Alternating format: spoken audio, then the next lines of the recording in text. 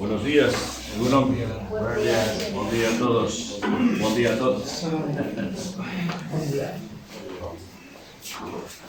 Estamos, como ha dicho Minchón, cruzando esa línea, los veteranos lo sabéis, esa línea de aprovechamiento o de no aprovechamiento de este tiempo de retiro. Comienza el cansancio, comienza a hacer efecto, por eso es importante que descansemos, en especial los niños, que duerman suficientemente, para que no lloren tanto, no estén tan irritables, y los adultos, los jóvenes y adultos, podamos estar despiertos, vigorosos. Si no, evidentemente, no aprovechamos todo, ¿verdad? Y también para tener buenas relaciones, conversaciones personales, el descanso ahora, a partir de ahora, pues evidentemente es vital para que estemos en forma. Qué bueno que estamos reunidos, congregados, apartados para este propósito de mirar al Señor, de meditar en su palabra y de ver cómo el Señor nos habla y nos edifica en estos días. Y esperamos que así lo esté haciendo el Señor, ¿verdad? Tocando este tema triple: apostasía, últimos días, tiempos peligrosos. Hemos visto hasta ahora el concepto de tiempo y las perspectivas, tanto la natural, secular, como la bíblica y revelada. La importancia que tiene la segunda venida de nuestro Señor Jesucristo, la distinción que hacen las Escrituras entre Israel, el pueblo de Israel, y la Iglesia, esos que son llamados por el Señor aparte, eso es lo que significa Iglesia. También la inminencia del Señor, una doctrina o un conjunto de llamamientos de parte del Señor que se repiten a lo largo de todas las Escrituras. Ha habido inminencias, como he dicho, en muchas etapas, muchas épocas, pero ahora nosotros estamos ante esta inminencia de la segunda venida de Cristo, el Señor, ¿verdad? Y el mensaje que el Señor nos deja es que puede ser en cualquier momento. No tiene que ser necesariamente ahora, pero no lo sabemos tampoco, ¿vale? Por tanto, se nos apela, se nos llama la atención a que no nos durmamos en los laureles, ¿vale? O a que vivamos de cualquier manera, evidentemente. Este es un llamamiento de la Escritura en este sentido. Ayer vimos preparados para su venida y vimos dos aspectos de vivir preparados. ¿Recordáis cuáles eran los dos? Uno, ¿cuál era? ¿Perdón? Para ser transformados por el Señor. ¿Y qué texto vimos ahí?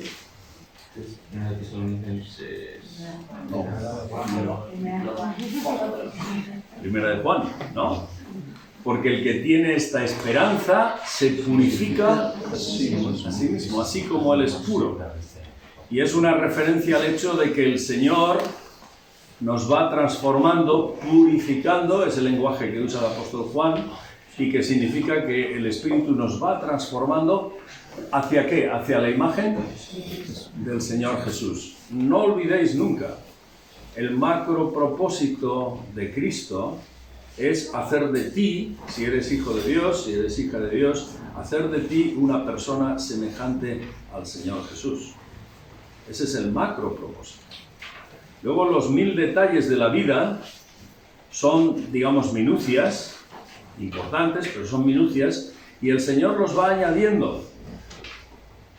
Por eso cuando el Señor dijo, buscad primero el reino de Dios y su justicia y las demás cosas añadidas, es porque lo fundamental, según el Señor, es vivir enfocados en su propósito, no en el nuestro, sino en el suyo.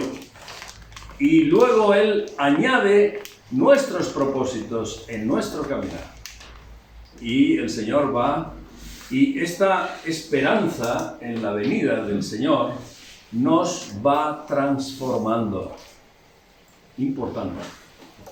Por eso el Señor nos lo ha dejado como una esperanza. No nos lo ha dejado como un dato, con fechas. Es decir, mira, esperad al 2050 que ahí apareceré. Sino como una esperanza. Porque es lo que necesitamos. No es lo que nos gustaría, quizás, pero es lo que necesitamos. Para que Él cumpla su propósito en su pueblo, en nosotros. Y una segunda herramienta que el Señor usa en esa preparación para su venida, ¿cuál era? Recompensa. La recompensa. En ese proceso de santificación a la imagen del Señor Jesús, ahí evidentemente se manifiesta nuestro corazón. Si vivimos para nosotros mismos, si vivimos para asegurar nuestra póliza en el cielo solamente, como el que compra una póliza de seguros, ya soy salvo y Santas Pascuas, como dice el refrán. Si vivimos para nosotros mismos, que puede ser que una persona se convierte al Señor, es salva y vive para sí mismo. Y entonces se manifiesta su naturaleza carnal. Vive como un cristiano carnal. 1 Corintios 3 es muy explícito en esto. Ahí está descrita las características de un creyente que vive enfocado en sí mismo. Sigue con sus líos, con sus rollos, con sus mentiras, con sus cuentos, con sus discusiones, con sus enfrentamientos, con sus peleas, con su filosofía de la vida, y no permea en él la palabra, no permea en él la escritura. No es una esponja, espiritualmente hablando. Es una piedra a la que llega el sol y admite lo que a él le parece. Y tristemente hay personas que son salvas. Sin duda, confiesan al Señor, pero no son esponjas. No crecen en Cristo. La pregunta que tenemos, que ayer no dio tiempo, es ¿por qué llegan las pruebas? ¿Por qué llegan las dificultades? ¿Por qué llegan las contradicciones a las vidas cristianas? Porque el Señor necesita que atravesemos por esas situaciones para seguir llamando nuestra atención, enfocarnos, encarrilarnos y enfocarnos en que seamos hombres y mujeres espirituales. Las pruebas, básicamente, aparte de que el significado lo conoce el Señor, nosotros no podemos interpretar las pruebas, algunas veces sí, pero la mayoría no. Dios las usa para eso, para asemejarte a ti y a mí a la imagen de Cristo, el Señor. Entonces, cuando estés en una prueba, no digas, Señor, ¿por qué? Sino, Señor, ¿qué quieres de mí? ¿Qué quieres hacer? ¿Para qué? Ayúdame a ser paciente. Recibiremos de Dios todo lo bueno y no lo malo. ¿Quién dijo eso? Un hombre enfocado en el Señor. Y aún así fue probado de una forma extrema, como sabemos, ¿no? Muy bien. Hoy estamos en tiempos peligrosos. Y el clamor del creyente debe ser, tuyos somos, Señor, tuyos somos en los días peligrosos, ¿vale? Veis que ya tenemos que ir corriendo porque ya hemos avanzado bastante. ¿En qué sesión estamos hoy? ¿Quién se acuerda? En la sexta. Ahí estamos. Tiempos peligrosos. Vamos a ver dos aspectos de los tiempos peligrosos. Ya hicimos una descripción en la primera sesión de qué eran los tiempos peligrosos según las Escrituras. Si no estuviste, pues pide la grabación, que seguramente estará disponible. Y si no, los apuntes, que los entregaremos cuando acabe el retiro. Pero vamos a ver dos aspectos hoy, una vez definido y entendido lo que son los tiempos peligrosos, no lo voy a repetir. ¿Qué características tienen esos tiempos? Las Escrituras hablan de ello en diversos lugares y he hecho un resumen de algunas características de los tiempos peligrosos. Y en segundo lugar veremos qué tipo de iglesia es la que vive cómoda en los tiempos peligrosos, que se adapta al entorno. Y ahí veremos la tibia Laodicea, algunas características de la iglesia. Yo decía a los hermanos que lo he enseñado en otras ocasiones, otros retiros, pero un tema muy bonito, muy alentador para un retiro como este también es el mensaje del Señor a las 7 iglesias de Apocalipsis, porque nos muestra y nos manifiesta la situación de la iglesia del Señor en distintas ocasiones y circunstancias, ¿no? Por si no lo habéis hecho, es un buen tema para estos días. Vamos a ver características de estos tiempos. Y las características tienen que ver con negaciones de las verdades de Dios. Porque son días peligrosos, tiempos difíciles, tiempos de apostasía, cercanía a la venida del Señor, ¿verdad? Hay negaciones habituales que la Escritura predice y prevé y que tienen que ver con esos días, esos llamados postreros días, últimos días. Negaciones de Dios, de Cristo, del retorno de Cristo, negaciones de la fe, de la sana doctrina, de la vida consagrada, de la libertad cristiana, de la moral y de la autoridad. Habría más, hay más, pero quizás son las principales, ¿vale? Vamos a ir desbrozando un poquito estas áreas para ir discerniendo y entendiendo, ¿vale? Entonces voy a pedir vuestra colaboración con las lecturas en voz alta y que todos escuchemos. Vamos a leer, por favor, en primer lugar las relacionadas con las negaciones respecto a Dios mismo, ¿vale? Lucas 17:26, un valiente. 2 Timoteo 3:4-5, un valiente o una valiente que nos guíe en una lectura rápida. Vamos primero a Lucas 17:26.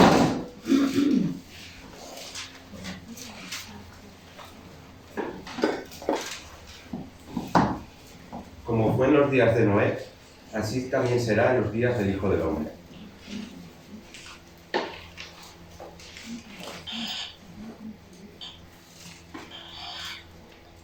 Muy bien.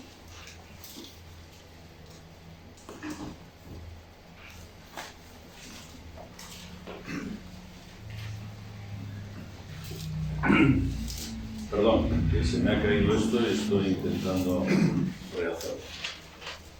Lucas 17:26. El contexto tiene que ver con que el Señor advirtió que cercanos a su venida, pues las características del mundo, de la sociedad, serían muy similares a la de los días de Noé. Y el Señor lo describe a continuación, verso 27 en adelante. Comían, bebían, se casaban, se daban en casamiento, hasta el día en que entró Noé en el arca, vino el diluvio y los destruyó a todos. Y luego menciona los días de Lot, que igualmente pues hacían lo mismo, y el día en que Lot salió de Sodoma, llovió del cielo fuego y azufre y los destruyó a todos. Así será, verso 30, el día en que el Hijo del Hombre se manifieste. Y es una referencia, aquí el Señor está hablando de esa referencia en la que Cristo llega en su segunda venida. Pero las características son similares, porque estamos hablando de que la Iglesia va a ser recogida previamente, ¿no? Entonces las características son similares. Pregunto a todos, tened libertad para responder. El hecho de que el Señor dijo que la gente come, bebe, se casa, se da en casamiento, compra, vende, planta, edifica, y no se enteran de las señales que nos dan los tiempos y las circunstancias, ¿qué significa? ¿Dónde está la mente de los hombres? ¿Dónde estaba en los días de Lot y de Noé? ¿Dónde estaban? En las cosas terrenales, ¿qué más? ¿Perdón? Los deleites. En los deleites, vivir para sí mismos, para su propia vida, ¿no? ¿Qué más? Los afanes del mundo. Los afanes gobernaban las vidas, que todo eso es necesario, ¿vale? O sea, no quiero mostrar aquí un aire místico. Estas cosas son necesarias, la mayoría de ellas, no son malas. Necesitamos comer, beber, trabajar, tal. Pero ¿dónde estaba el corazón enfocado en estas cosas, ¿no? ¿Qué más? Que pensaban solamente en hacer el mal. Exactamente. Una de las causas del diluvio es que el Señor parece ser que ya no podía con los hombres. El corazón del hombre estaba empeñado en hacer el mal. Génesis. ¿Qué más? Eran cosas temporales. Las cosas temporales. No había una perspectiva espiritual. Por tanto, el tema de la fe era algo no solo aparcado, sino metido al baúl de los recuerdos. Vuelvo a mencionar, porque ha sido una ilustración que nos servirá por años, el espectáculo de inauguración de las Olimpiadas en París. Nos ha mostrado la filosofía del hombre de hoy. Y en cuanto a lo espiritual, un cinismo y una burla, como si eso fuera una historieta de la que hay que pasar página. El hombre de hoy es el que hace lo que quiere, el que vive como quiere. Decíamos el primer día el woke, ¿no? Ese progresista que hace lo que quiere, que descubre un mundo nuevo y un hombre nuevo. Esto no es nuevo. Esto ya ocurría en los días de Noé y en los días de Lot. ¿Vale?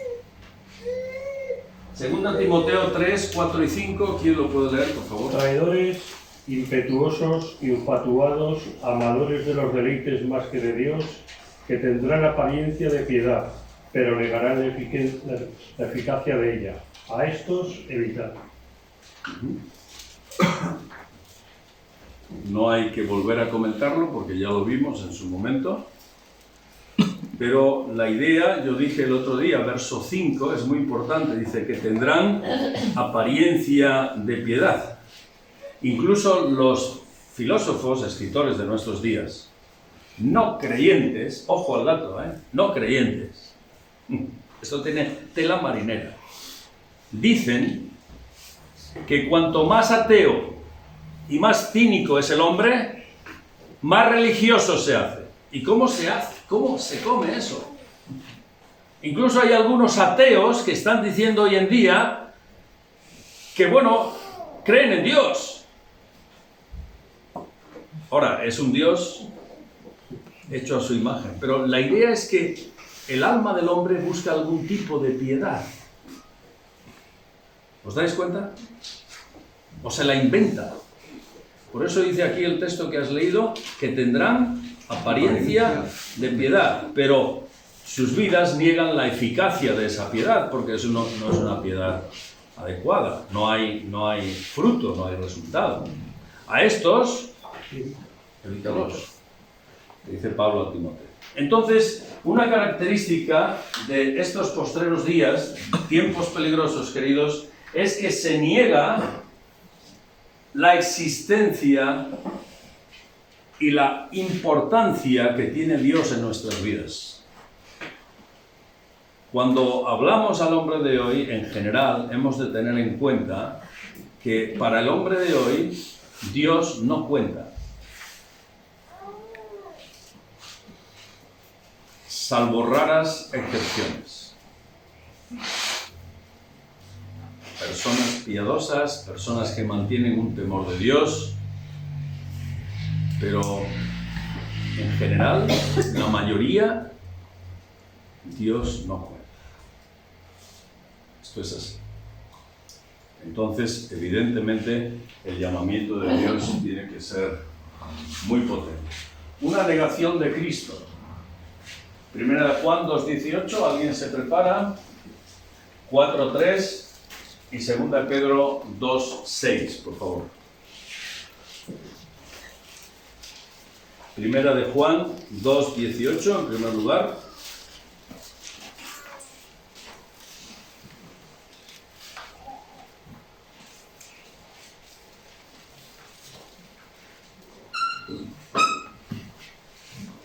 Hijitos, ya es el último tiempo, y según vosotros oísteis que el anticristo viene, así ahora han surgido muchos anticristos.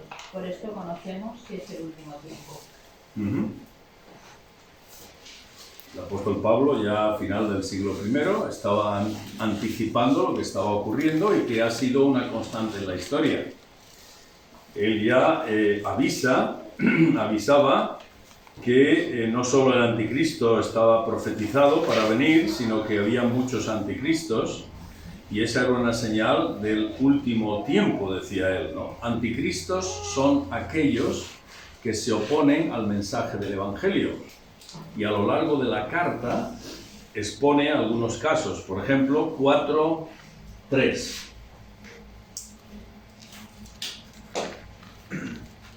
Y todo espíritu que no confiesa que Jesucristo ha venido en carne no es de Dios.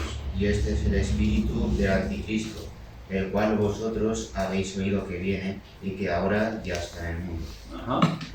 El apóstol Juan se encargó en esta carta, y también en el Evangelio de Juan, de rebatir la filosofía y la religión gnóstica que pululaba en aquellos días. Era fruto de la filosofía grecorromana. El gnosticismo no aceptaba que Dios se hiciera hombre. En todo caso, lo que aceptaba el gnosticismo era la teoría de la reencarnación, que después de muchas reencarnaciones, el hombre, de comenzar siendo una lagartija, una rana, un perro, un tal, iba ascendiendo, y en una de las últimas reencarnaciones podía llegar a ser un dios. Pero que Dios se hiciera hombre es todo lo contrario. Entonces, imposible que Jesucristo, Jesús de Nazaret, fuera el Hijo de Dios. Imposible, según la teoría gnóstica. Y esto se propagó, y seguro que muchos fueron engañados. Pero hoy tenemos una enseñanza anticristo muy similar, y ya es una enseñanza que está afectando a bastante sector del cristianismo desde hace tiempo. Y es que Jesús de Nazaret, los teólogos se han ocupado desde mediados del siglo XX en separar a Jesús de Nazaret y al Hijo de Dios, al Mesías. Y en muchos púlpitos, muchas denominaciones llamadas cristianas, Jesús de Nazaret no es el Mesías. Intentó ser el Mesías. Y hay teólogos que con toda la cara ya escriben acerca de un personaje, de dos personajes en realidad, ¿no? Esta es una herejía ya del siglo XX y que sigue pululando. Por tanto, Jesús de Nazaret no es el Mesías prometido, no es el Hijo de Dios. Por tanto, los textos que tenemos acerca de Jesús, los evangelios principalmente, no relatan lo que ocurrió. Ojo al dato. jóvenes, los evangelios no relatan lo que ocurrió, sino lo que la gente llegó a creer, la iglesia primitiva. Porque estos teólogos que le quitan la deidad a Cristo sitúan los evangelios no escritos por los apóstoles, sino escritos en el siglo IV, por lo menos, que es cuando se forma el canon del Nuevo Testamento. ¿Me estoy explicando? ¿Me vais siguiendo? Esto tiene unas consecuencias.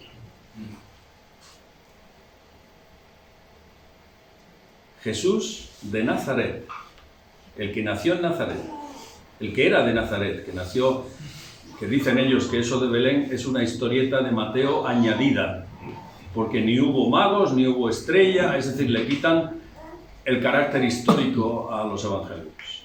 Eso fue algo añadido. Pero el Jesús de Nazaret que anduvo y las señales que hacía no eran tales. Eran lo que la gente llegaba a pensar o a entender.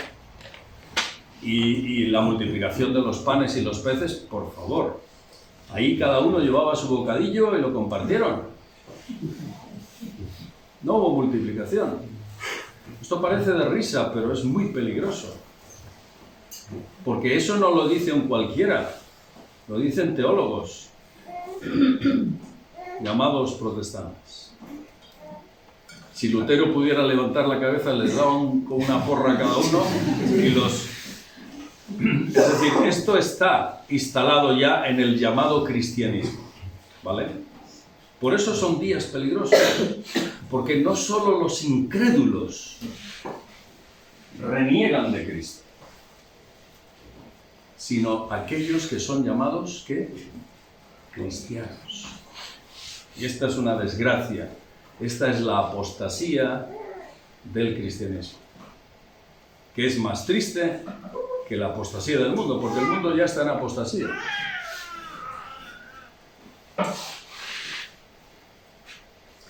Por eso, el apóstol cuando 4:3 dice, y todo espíritu que no confiesa que Jesucristo ha venido en carne. Para el apóstol Jesucristo es Jesús y Cristo. Es un nombre compuesto. Jesús de Nazaret, Cristo es Mesías. El que confiesa que Jesucristo, el Hijo de Dios, no ha venido en carne, no es de Dios. Está instalado. Comenzó en el siglo I y hoy está instalado de otra manera, pero así está. Tristemente, hay púlpitos que cacarean esto constantemente. Por tanto, diseccionan la Escritura y les meten cada tijeretazo a la Escritura increíble, porque ya se cuestiona la autoría de los evangelios, se cuestiona la fecha de los evangelios, no son apostólicos, etcétera, etcétera, etcétera. ¿Vale? La negación de Cristo. Esto es muy importante que lo sepáis, en especial los jóvenes, permitid que lo enfatice. Porque vais a luchar con esa generación de creyentes que no creen. ¿Me explico? Creyentes que no creen, pero se llama creer. Por eso es necesaria una buena formación bíblica. La negación de Cristo, la negación del retorno de Cristo, 2 Pedro capítulo 3. No hemos mencionado 2 Pedro 2:6, donde el apóstol también hace una mención ahí. ¿Alguien lo ha leído? No. Y si condeno por destrucción a las ciudades de Sodoma y Gomorra, reduciéndolas a ceniza, poniéndolas de ejemplo a los que habían de vivir impíamente. Muy bien. El apóstol continúa, y libró al justo Lot, etcétera, etcétera, pues sabe el Señor, verso 9, ahí está el colofón, sabe el Señor librar de tentación a los piadosos y reservar a los injustos para ser castigados en el día del juicio. Es decir, en medio de toda esta apostasía, el Señor controla, el Señor cuida a los suyos y evidentemente va a reprender a aquellos que no le conocen y que están además torpedeando el Evangelio. La negación del retorno de Cristo, 2 Pedro capítulo 3, por favor. Sabiendo primero esto, que en los postreros días vendrán burladores andando según sus propias concupiscencias, y diciendo, ¿dónde está la promesa de su advenimiento? Porque desde el día en que los padres durmieron, todas las cosas permanecen así como desde el principio de la creación. Gracias. Ya en los días de Pedro, cuando Pedro escribe esta carta, evidentemente había burladores que provenían del campo judío, tristemente. Los judaizantes, una de las doctrinas que los judaizantes cacareaban era que la segunda venida de Cristo no tenía sentido y no iba a ocurrir, porque no había ocurrido la primera. Es decir, ellos veían, como sabéis, la doctrina o la teología farisaica principalmente enfocaba la venida del Mesías como un acto glorioso en el cual Israel sería exaltado. Esa era la visión judaica. Luego Pablo, evidentemente, cuando conoce al Señor, su mente se transforma cuando estudia las Escrituras, alumbrado por el Espíritu Santo, y él disecciona la primera de la segunda. Pero para los judaizantes era una misma cosa, por tanto la segunda venida era una burla para ellos. El Mesías iba a venir y a engrandecer a Israel, a Jerusalén, etcétera, etcétera, ¿no? Evidentemente se les caen los esquemas cuando Jerusalén es arrasada y se cumple la palabra de Cristo. Y cuando el pueblo judío es disperso por todo el mundo y es quitado de la escena. Desaparece Israel. Ahí evidentemente hubo esa tesis doctrinal que tenían, cayó por los suelos. Y teorías sobre esto ha habido a lo largo del tiempo, pero hoy tenemos una muy particular. Y es que la segunda venida, la promesa de su advenimiento, pues sigue siendo, ahora es para estos liberales que no consideran la Escritura como tal, que no consideran que el texto bíblico es fiable, pues la segunda venida es una quimera. Es una ilusión. He leído a algún teólogo liberal que da pena leerlo, pero bueno, lo dice. Editorial Sígueme, editorial católica y alguna editorial protestante publican sus escritos, ¿no? Algunos de ellos. Llegan a decir que la segunda venida fue una suposición de la iglesia primitiva. Cuando pasan unos años y entonces el Señor no vuelve, porque es verdad que los apóstoles y los creyentes esperaban la vuelta del Señor casi enseguida, y en esto no estaban acertados, y además el Señor no lo reveló. Pero bueno, tenían esa idea. Pero cuando pasa eso y no llega, entonces dicen que la iglesia primitiva se inventa. Por tanto, muchos de los textos que tenemos no pudieron ser escritos por los apóstoles, sino siglos más tarde. Son suposiciones lógicas que van haciendo. Así que la burla sobre su segunda venida hoy en día también es predicada. Seminarios, púlpitos y lugares donde se habla de ese tema desde una perspectiva, sobre todo en lo que se llama la perspectiva, para los que entendéis un poco de doctrina o teología, neoliberal. ¿Vale? Van en esa línea, van intentando arrasar. Nosotros tenemos que saberlo, evidentemente, pero esto existe. ¿Seguimos? Una negación de la fe. 1 Timoteo 4. Por favor, alguien que lo lea.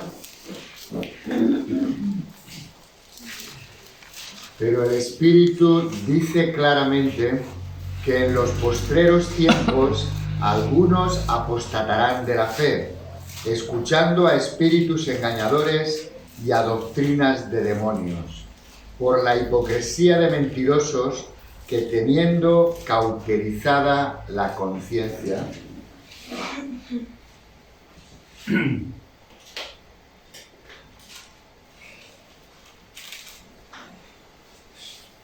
Muy bien.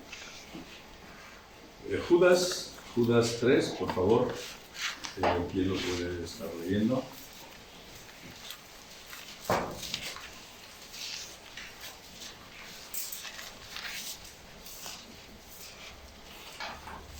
Amados, por la gran solicitud que tenía de escribirnos acerca de nuestra común salvación, me ha sido necesario escribiros exhortándoos que contendáis ardientemente por la fe que ha sido una vez dada a los santos. Exactamente.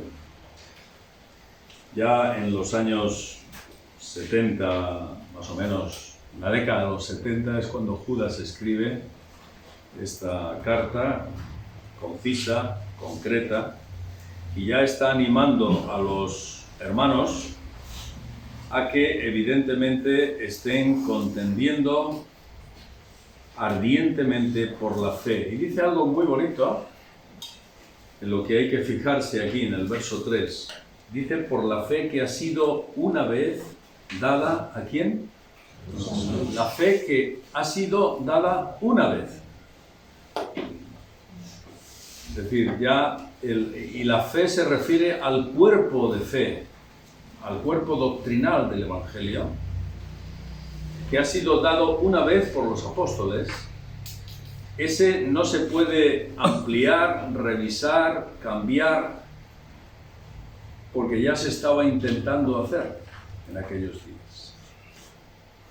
Claramente, Judas está apelando aquí a que el cuerpo de la fe, el cuerpo de doctrina del Evangelio, pues es algo permanente y que no puede estar rectificándose y removiéndose cada 2 por 3, ¿verdad? Y el texto que has leído, Jordi, el apóstol, lo vimos el otro día también, después de avisar que habría apostasía, pues evidentemente apunta a que la autoría de esa apostasía tenía que ver con espíritus engañadores, ¿verdad? Así que la fe es atacada en los últimos días. Y eso hace que sean momentos y tiempos peligrosos. La sana doctrina. 2 Timoteo 4, versos 3 y 4. Seguimos desmenuzando estos aspectos. 4, 3 y 4. Porque vendrá tiempo cuando no sufrirán la sana doctrina, sino que teniendo comezón de oír, se amontonarán maestros conforme a sus propias concupiscencias, y apartarán de la verdad del oído, y se volverán a las fábulas. Muy bien. El apóstol dice ahí a Timoteo, pide que predique la palabra, verso 2, y que lo haga a tiempo y fuera de tiempo, convenciendo, reprendiendo, exhortando, pacientemente y con buena enseñanza. ¿Por qué? ¿Por qué? Es importante. El apóstol avisa que vendrían días cuando la gente, el término aquí se puede traducir también, sería como más ajustado, verso 3, porque vendrá tiempo cuando no soportarán la sana doctrina. Pero ¿por qué la gente no querrá soportar la sana doctrina? Y no se está refiriendo a gente ajena a Dios. Ojo, no se está refiriendo a gente ajena al Evangelio. Se está refiriendo a gente que conoce el Evangelio. Así que nuevamente está hablando de riesgo de apostasías dentro del pueblo de Dios. Habrá gente que no soportará la buena enseñanza, la sana enseñanza. ¿Por qué? Y da aquí la razón, fijaos, hagamos un poco de zoom en el verso 3. Porque teniendo comezón de oír, se amontonarán maestros conforme a sus propias concupiscencias. Es decir, habrá ganas de oír cosas nuevas, deseo de oír cosas puede ser intelectualmente interesantes. Entonces habrá gente que enseñará, y no enseñará la palabra, enseñará lo que ellos quieren, y además lo que mal quieren. La concupiscencia, ¿qué es? ¿Qué es la concupiscencia? ¿Qué es? ¿Quién lo dice en voz alta? Los malos deseos, ¿no? Es decir, van a surgir gente que enseñe acerca de Dios, pero no enseñe la palabra. Van a enseñar conforme a sus propios deseos. ¿Y qué ocurrirá? ¿Cuál será el efecto? Pues apartarán de la verdad el oído y se volverán a las fábulas. Fábula es una historia, es un relato de algo inventado. Eso es el significado de fábula. Todos conocemos las fábulas famosas griegas, etcétera, ¿no? Son cuentos, historietas que normalmente ilustran una verdad. Y el apóstol dice que en vez de enseñar la palabra de Dios, estos maestros de falsedades, en vez de enseñar esa palabra, van a enseñar fábulas. Y estamos de fábulas hasta el gorro. Hay predicadores, si pones el internet hoy en día, hay quien hace malabarismo con la Biblia. Hay quienes cuentan experiencias de todo tipo. Hay quienes son maestros embaucadores. Algunos periodistas muy atrevidos que se han metido entre rejas en medio de esos actos de estos predicadores han visto como está todo preparado para hacer trucos como de magia. Es horrible. Es como un circo. Esos enfermos que se caen y luego se levantan, eso es un montaje de circo muchas veces. Eso no quiere decir que Dios no sane, que Dios no obre, en absoluto. Pero la mayoría de estos espectáculos para sacar, ¿qué? Dinero. Y mientras tú ves eso, te aparece un rótulo: envíe su ofrenda, envíe su ofrenda, envíe su ofrenda. Y tú dices, marketing. Maestros conforme a sus propias concupiscencias.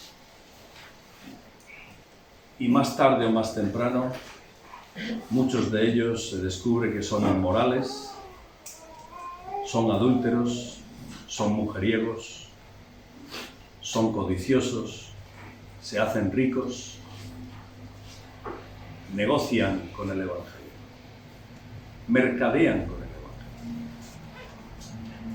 Y hay gente ingenua que sigue esto, que da dinero, que se entusiasma con esto. Una característica ya en Génesis, en la época de los apóstoles, pero que hoy la vemos hipermultiplicada. ¿Y dónde comienza todo? En que la gente no quiere vivir conforme a la sana doctrina. Ese es el tema. Sabéis que la sana doctrina en el Nuevo Testamento, 1 Timoteo es una carta principalmente enfocada en esto. La sana doctrina está ligada a la piedad. Sana doctrina según la piedad. Es decir, la sana enseñanza de la palabra produce una vida piadosa. Si la sana enseñanza, la supuesta sana enseñanza no produce piedad, tararí que te digo. No es más que ortodoxia fría y el catecismo para llenar la cabeza. La sana doctrina tiene que producir piedad. Piedad es vida santa. Y esas dos cosas están juxtapuestas en las Escrituras. 1 Timoteo. muy interesante cómo el apóstol hace énfasis en esto cuando escribe Timoteo. Cuando alguien no quiere vivir así, pues se pone a oír otras cosas, novedades, cosas que me gustan, que van conforme a mis concupiscencias, mi deseo, mi placer, mis anhelos, mi esto, mi aquello, mi lo otro, mil cosas. Cada uno tiene sus propias concupiscencias. Entonces, la gente está preparada para que un engañabobos les diga cualquier cosa y les lleve para aquí, para allá. Eso está ocurriendo, queridos, cada día, cada momento. Jóvenes, las redes están llenas de esto. Pero no solo las redes, sino las bibliotecas.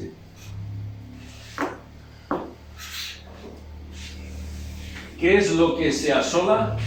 La sana doctrina. Estas son señales claras de apostasía.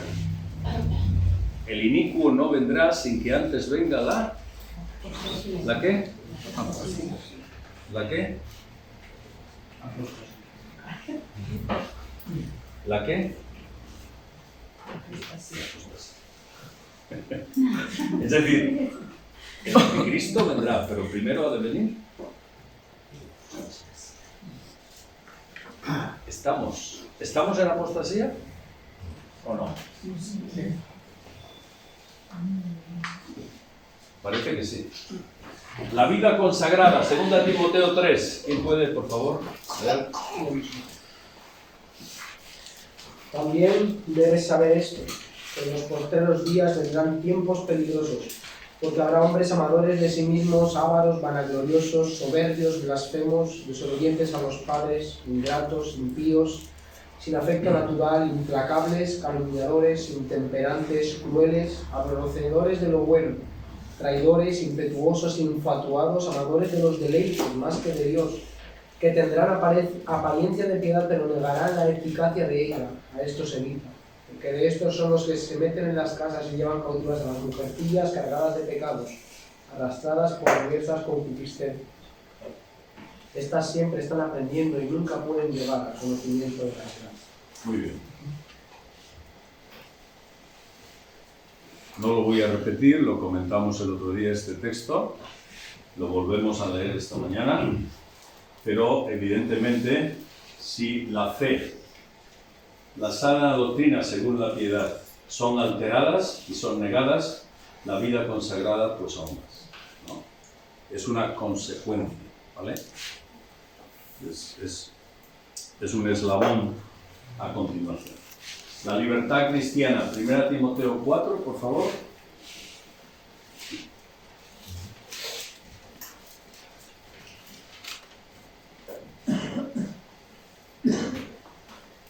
Prohibirán casarse y mandarán abstenerse de alimentos que Dios creó para que con acción de gracias participasen de ellos los creyentes y los que han conocido la verdad.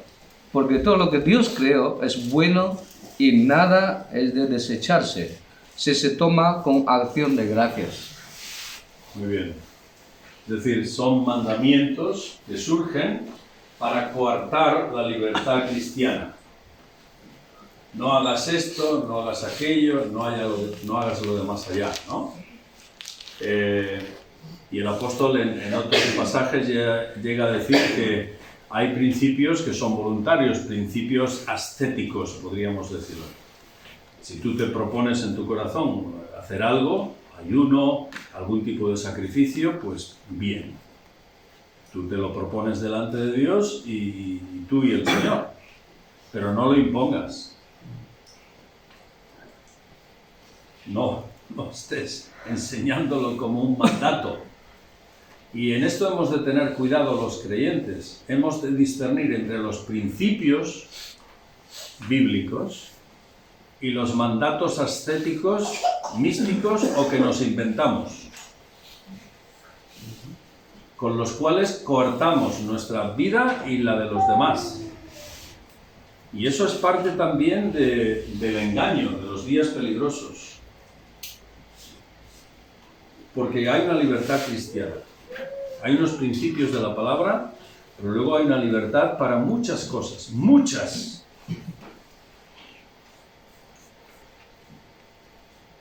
¿He de ponerme esta camisa o no?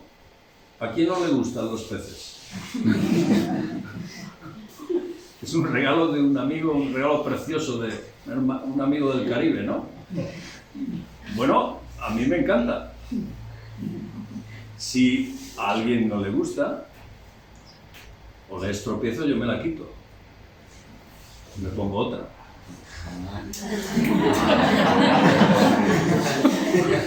O te la regalo. Quiero decir, la libertad cristiana, ¿vale? Y hay cosas en las cuales debemos ser cuidadosos para no pasarnos de la raya también, porque estaríamos cayendo en imposiciones gratuitas, particulares, etc. ¿Vale? La libertad cristiana. Sobre esto habría mucho que hablar.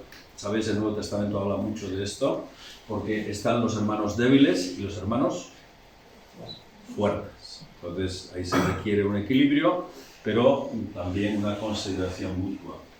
La moral, 2 Timoteo 3, del 1 al 8, que hemos leído, acabamos de leer. Judas 18, ¿quién puede leer, por favor? Judas 18. Pero vosotros, amados, tened memoria de las palabras que antes fueron dichas por los apóstoles de nuestro Señor Jesucristo, los que decían: en el postrer tiempo habrá burladores que andarán según sus malvados deseos. Ajá.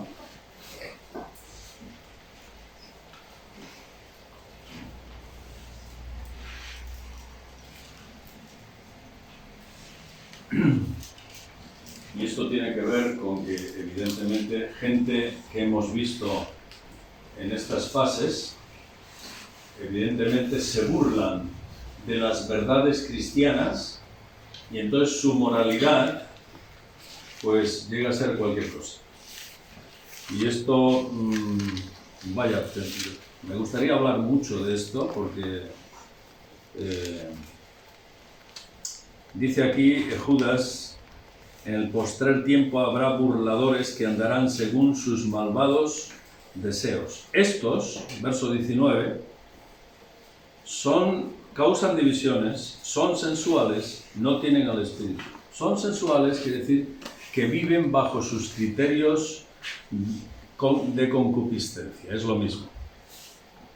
Viven bajo su deseo de placer, son narcisistas, son ególatras.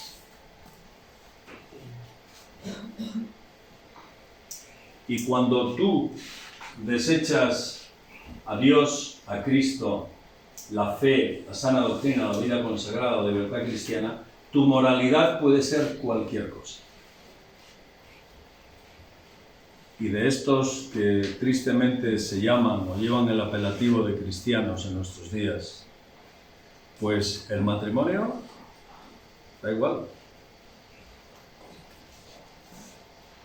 El adulterio, da igual.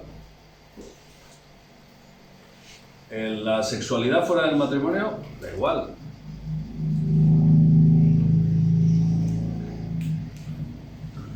He oído a algunos, el aborto, da igual. Quiero decir que tenemos más tela de la que se ve entre gente que profesa ser cristiano.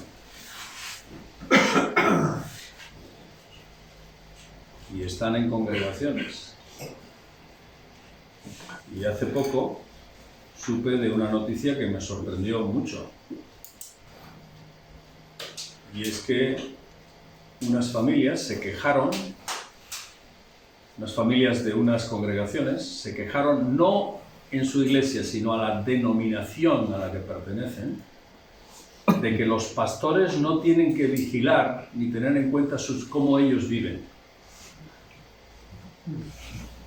Entonces la denominación ha tomado una decisión, y es que los pastores no entren en las vidas personales de las familias.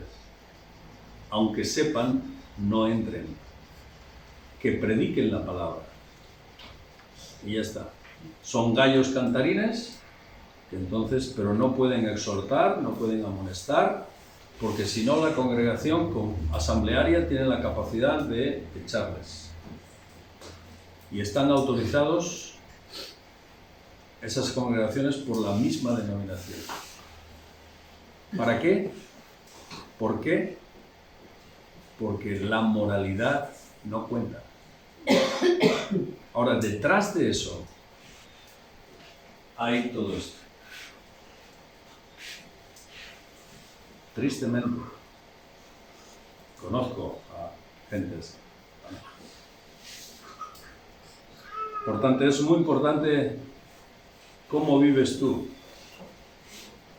cómo se vive y se enseña en tu iglesia, por supuesto, y cómo hemos de cuidar de nuestros hermanos para no caer en estos errores en estos tiempos peligrosos. Es más serio de lo que parece.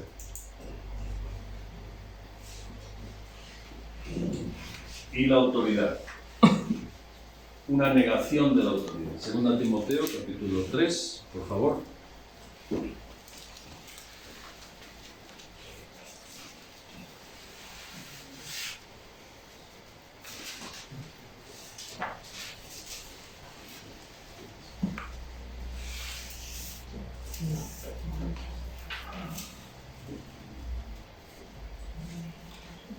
¿Quién lo puede leer? Traidores, impetuosos, infatuados, amadores de los deleites más que buenos. El texto que ya hemos visto antes, pero enfatizando aquí este calificativo, amadores de los deleites más que de Dios. En el momento en que yo invierto la autoridad en mi vida y amo más lo que a mí me apetece que lo que Dios me pide, evidentemente yo estoy desechando la autoridad que hay sobre mi vida, sobre nuestra vida, ¿no? Bien, este es un análisis pues bastante crudo, podría ser más largo, pero esto quizás es lo principal, ¿no?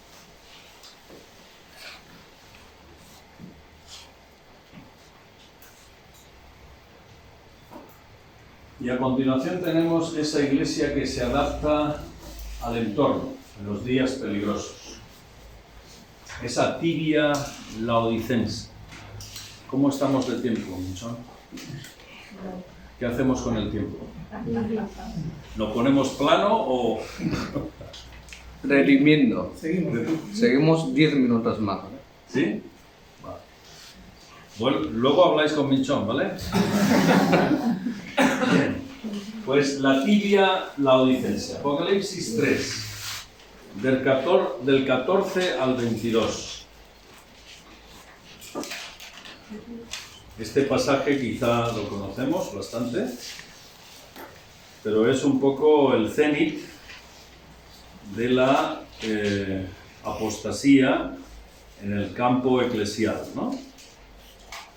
Como sabéis, son 7 mensajes que el Señor envía a través de Juan y que tienen que ver con el mensaje del Señor Jesucristo para esta época, no solo para aquellas iglesias del Asia Menor, sino que es un mensaje que ha sido necesario para la iglesia, para las iglesias del Señor desde aquellos días hasta que venga el Señor, ¿vale?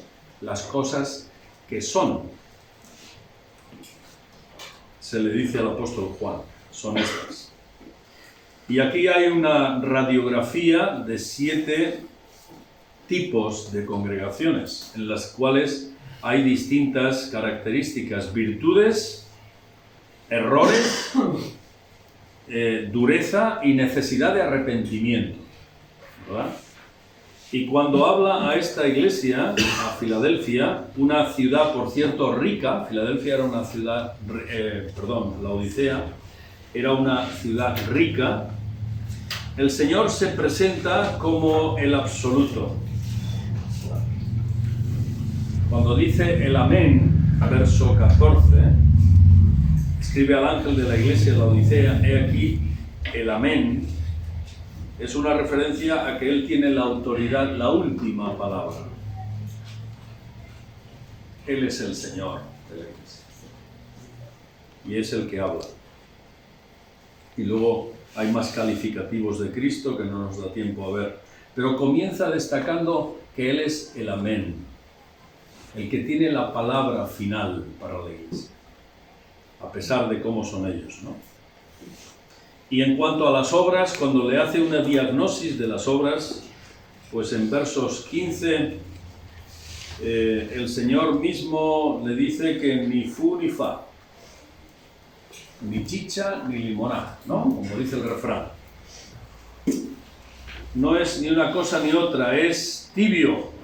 Ojalá fueses frío o caliente.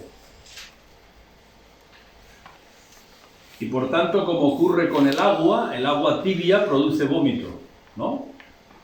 Pues el Señor usa esa analogía para decir, porque eres tibio, te voy a vomitar.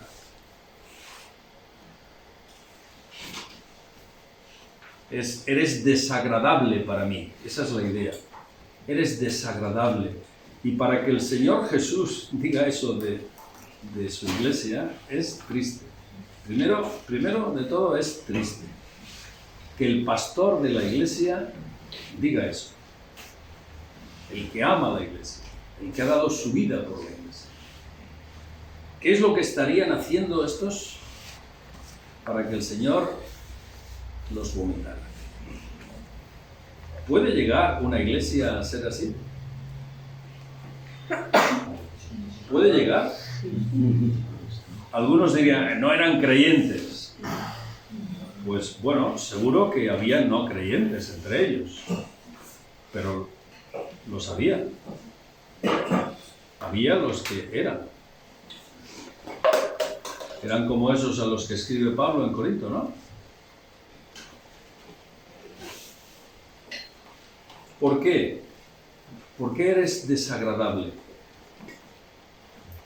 Porque no me tienes en cuenta, no quieres nada de mí. Dices que eres rico, verso 17. Me he enriquecido yo y además no tengo necesidad de nada. Una iglesia autosuficiente, soberbia. ¿Puede un creyente, unos hermanos, llegar a esa situación? ¿Puede?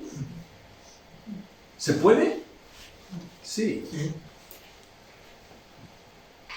Podemos llegar a ser soberbios y autosuficientes, pensar que nosotros no necesitamos del Señor. Lo que yo tengo y lo que yo soy, me lo he ganado y me lo estoy ganando a pulso. Era una ciudad rica. Se dice y se sabe que había mucha riqueza comercial. Así que posiblemente bastantes de ellos eran comerciantes. Que tenían dinero, tenían recursos, tenían medios. Pero de conocer el Evangelio habían llegado a aborrecer al Señor del Evangelio.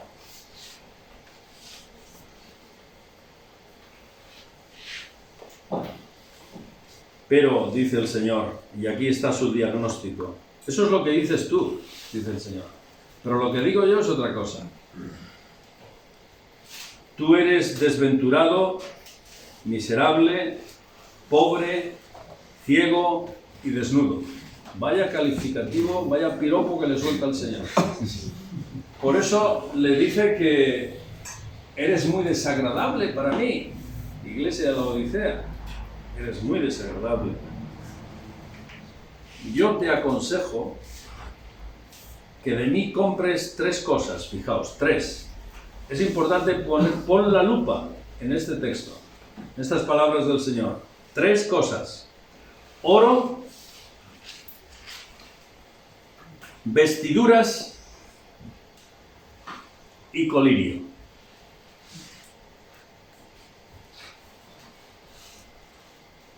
Oro, que tiene que ver con volver a conocerme, acercarte a mí, que soy fuego purificador, por eso usa el Señor el término de fuego. Vestiduras para vestirte de santidad. coge mis vestiduras, lo que yo te enseño, y no te vistas como de cualquier manera. No camines de cualquier manera, que se te ve vergonzosa y desnuda, le dice el Señor a la iglesia. Eres una inmoral en tu forma de vivir. Vístete con la santidad que yo te enseño. Y finalmente, compra colirio del mío. Y el colirio era algo que fabricaban ellos en la Odisea. Ese ungüento medicinal estupendo para poder ayudar en la vista, en la visión. Y el colirio tiene que ver con que si te acercas a mí y caminas como yo te pido, vas a ver las cosas como yo las veo. Compra estas cosas de mí y déjate de vivir de una forma prostituida. No le dice prostituta por casualidad, pero vaya, se lo está diciendo de otra manera, ¿no? ¿Por qué? Verso 19. Porque yo reprendo y castigo ¿a quiénes? A todos los que... ¿A quiénes? A todos los que aman. Era la iglesia del Señor. Porque muchas veces la iglesia tiene la cara y el corazón sucios, pero no deja de ser la novia ¿de quién? De Cristo. El que seamos malos, hagamos cosas que no merece el Señor y le reprobemos muchas veces, no quiere decir que dejemos de ser. Pero lo que nos espera es lo que el Señor hace aquí con la Odisea, tristemente. Yo castigo, corrijo a los que amo. Sé pues celoso y arrepiéntete. ¿Tiene que arrepentirse un creyente? Claro que sí.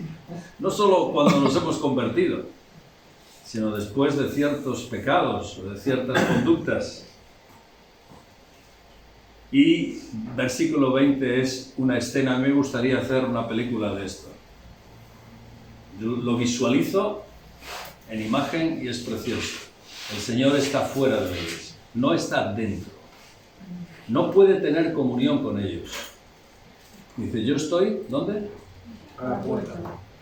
Y si alguno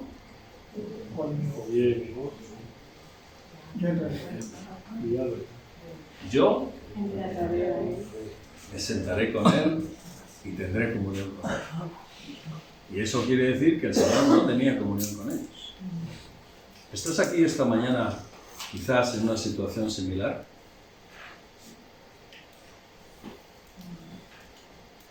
Puede que alguno de nosotros esté en una situación similar.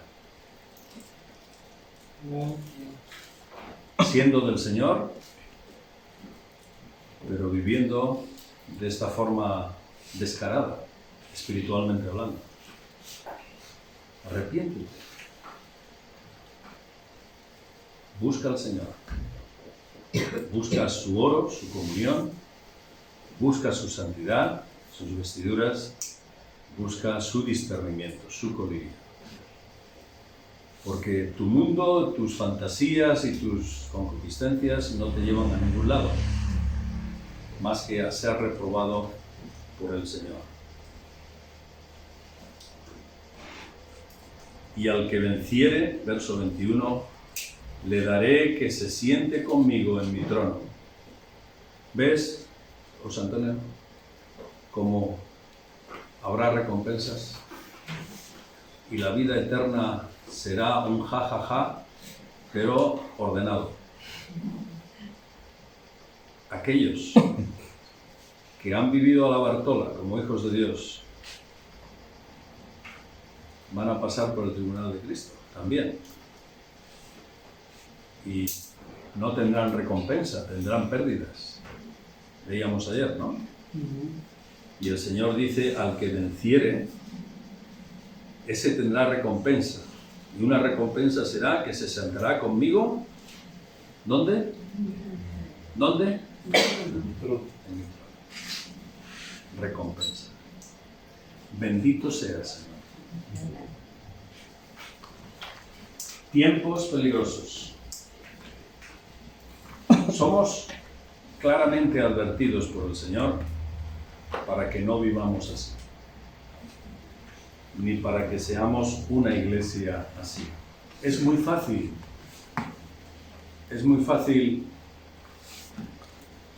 desencarrilar, muy fácil. Yo crecí, yo eché los dientes junto al tren. Mi padre, mis abuelos y mis bisabuelos eran ferroviarios. Yo crecí junto a los trenes. Desde pequeñito veía las máquinas aquellas de carbón y luego de petróleo. Yo le decía a mi tío, que era maquinista, yo le decía, tío, ¿y esta máquina cómo puede descarrilar? Porque decían, el tren tal ha descarrilado, el otro tal. Él era maquinista entre Córdoba y Madrid. Hacía esa ruta del expreso nocturno, ¿no? Y él me decía, Manolito, me llamaban Manolito, no me llaméis vosotros. Decía, Manolito, no hace falta más que una pizca así para que esa máquina tan grande se salga del carril.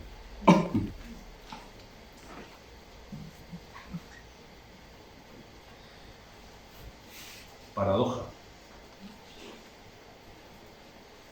No hace falta mucho para que tú y yo nos desencarrilemos. Por eso la necesidad de que nos cuidemos en el Señor. Compra de mí 3 cosas. Oro refinado en fuego, quiere decir, búscame a mí, que he sido probado. ¿Qué más? Vestiduras, santidad, mi santidad y colirio, discernimiento, para saber cómo andar, que lo necesitamos. Amén. Adelante.